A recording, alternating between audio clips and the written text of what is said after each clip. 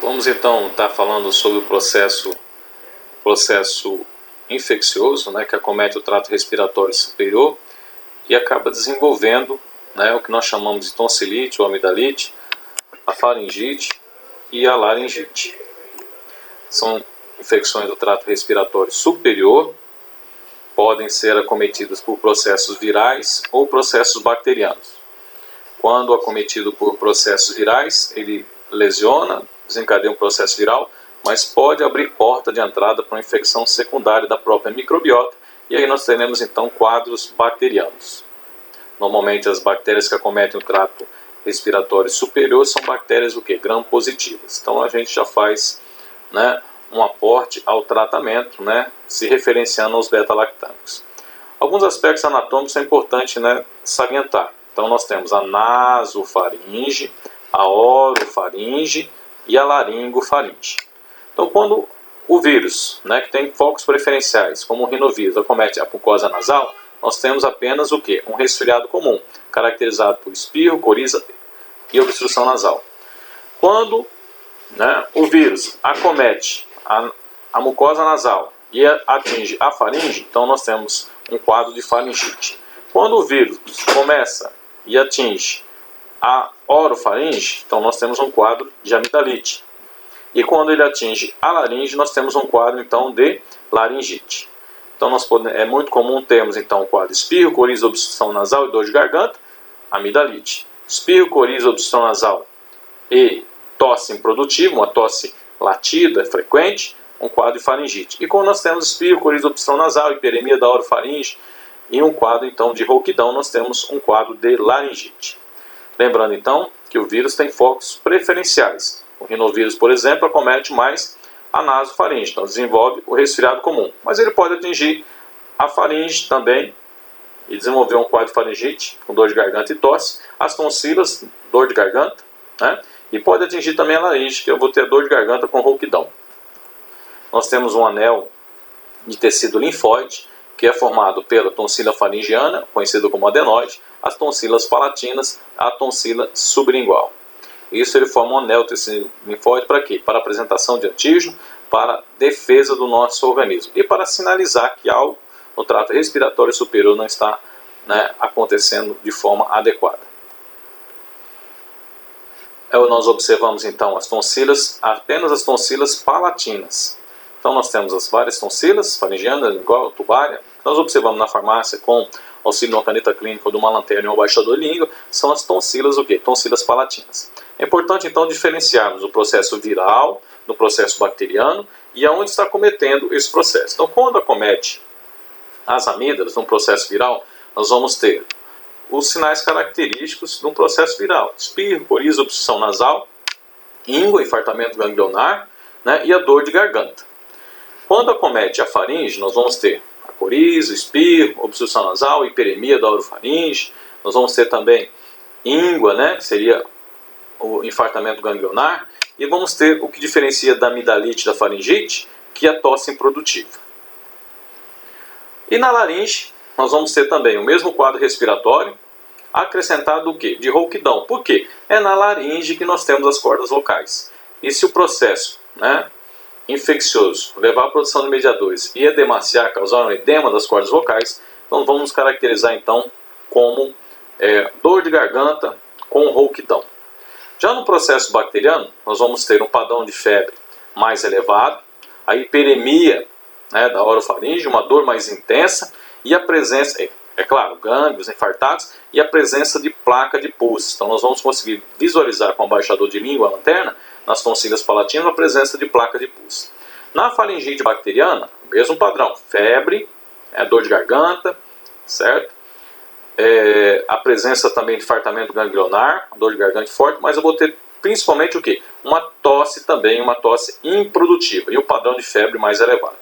Já na laringite bacteriana, o mesmo quadro, dor de garganta, né, com a presença de febre mais elevada, infartamento ganglionar. Só que tanto na faringite como na laringite nós não conseguimos observar o quê? A presença das placas de pus. Nós vamos observar a presença de tosse também, improdutivo, mas um padrão de febre mais elevado na faringite bacteriana, enquanto na laringite bacteriana nós vamos observar o padrão de febre mais elevado e a presença de rouquidão. Aqui nós temos os principais vírus que acometem, né?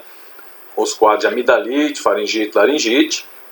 Nós temos as bactérias que normalmente são bactérias gram-positivas, então eu já me reporto ao tratamento, né, para os beta, dando preferência aos beta-lactâmicos e macrolídeos.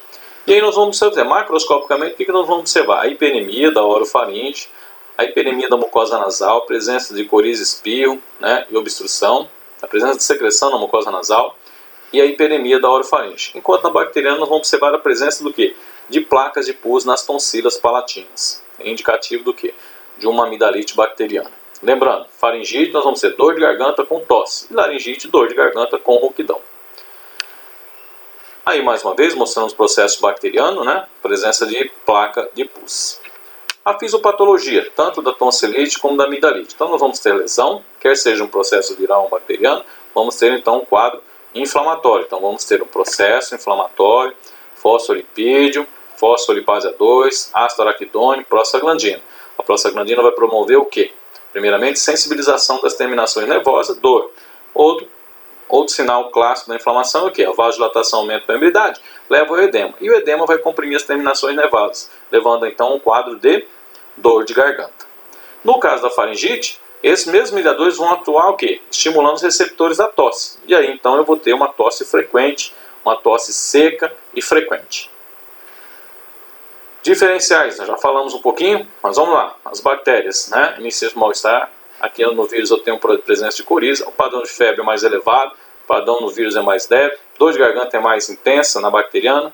Não observa a presença de placa. Normalmente acomete, né, crianças acima de 12 anos. E nos vírus aqui abaixo de 2 anos. Como eu tenho a presença de pus, eu vou ter a litose, né, na bacteriana. Né, e aqui eu apenas vi uma hiperemia da orofaringe. Mais uma vez, processo viral, processo bacteriano na presença de placa. Bom, tratamento então. Tratamento, vamos lá, iniciando um processo viral. Então, no processo viral, nós vamos estar trabalhando primeiramente com pastilhas associado com o colutório e AINE sistêmico. Normalmente as pastilhas têm um antisséptico, tem um anestésico e às vezes tem até um anti-inflamatório de uso tópico, vamos dizer assim. Então, orienta o paciente a chupar a pastilha, não mastigar, deixar de ingerir líquido por uns 15 minutos para deixar o que? A pastilha agir. Então o antisséptico vai estar evitando aquela infecção secundária, o anestésico de mucosa diminuindo a dor e no caso da faringite também diminuindo a tosse.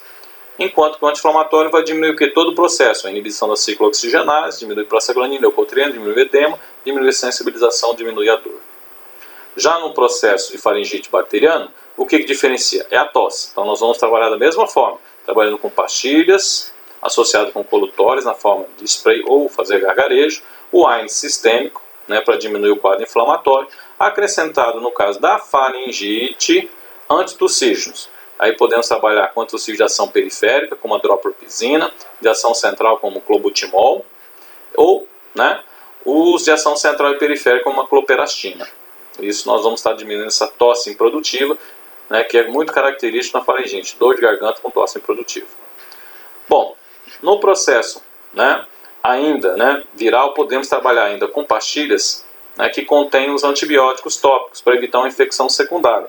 Então aí das pastilhas que nós temos ali a amidalin, que eu tenho a tirotricina, né, e ela também vai estar evitando o quadro de infecção secundária, além dos antissépticos também.